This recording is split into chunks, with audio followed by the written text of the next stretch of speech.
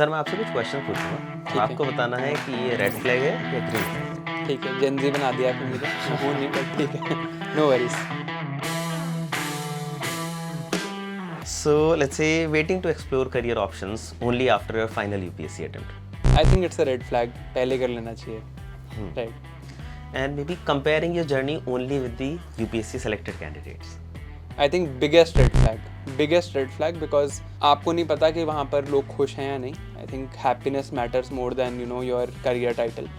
जैसे मैं खुद बता सकता हूँ, लवासना में जाने के बाद और ब्यूरोक्रेसी खुद देखने के बाद, there are many people who are not happy even after they get selected, right? So I think happiness and fulfilment matters more than if there are 3 letters after your name or not, right? तो ये तो मुझे लगता है सबसे बड़ा red flag है। और स्पेशली जो लोग सक्सेसफुल नहीं हुए उनकी तो भी आपको स्टोरीज ही नहीं दिख रही हैं। Right. 10 साल लगा दिए और वो अभी ओआरएन में क्या कर रहे हैं आपको पता ही नहीं Right, of course. मतलब you think you only have one person to compare with, and that is yourself from yesterday.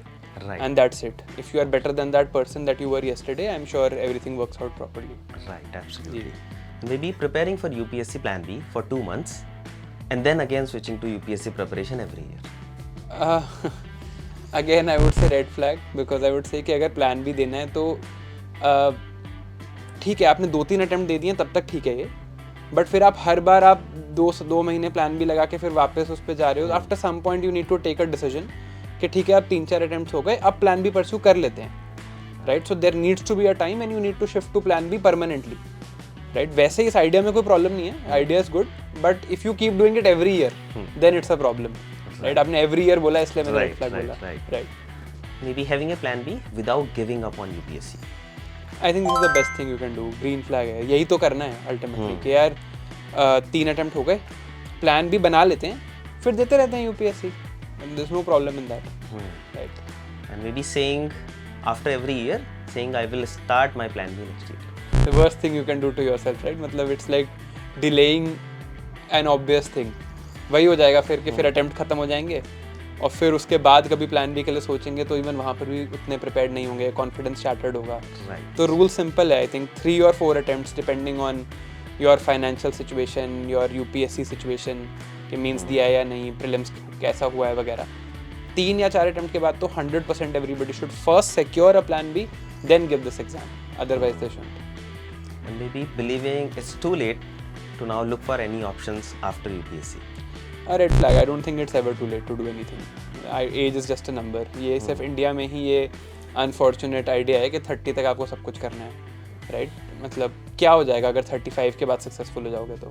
I think trying to chase things at an early age might be a bigger problem than it is a solution, right? It puts a lot of mental pressure.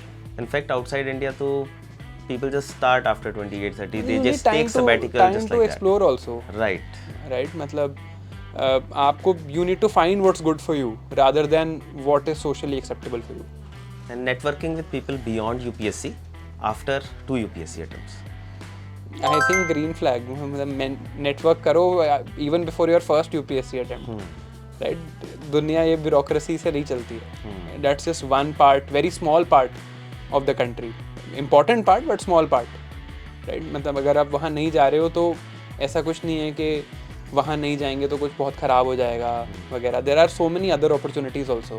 So you should pursue that, right? And can be preparing for UPSC along with government exams, looking for roles in data science and public policy and other domains.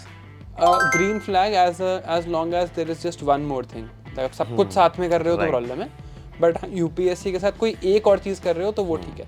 Right. If it's like 5 things and UPSC it's a problem, 1 thing and UPSC it's not a problem. Right. So it cannot be plan A, B, C, D, E, F Right. all running parallelly. Right, because इतनी human capacity नहीं होती है कि आप इतनी सारी चीज़ें साथ में परस्यू कर लो. It's generally just like one thing that you can do and second thing is UPSC. Right. Absolutely. Right. Thank you, sir. All right, thank you.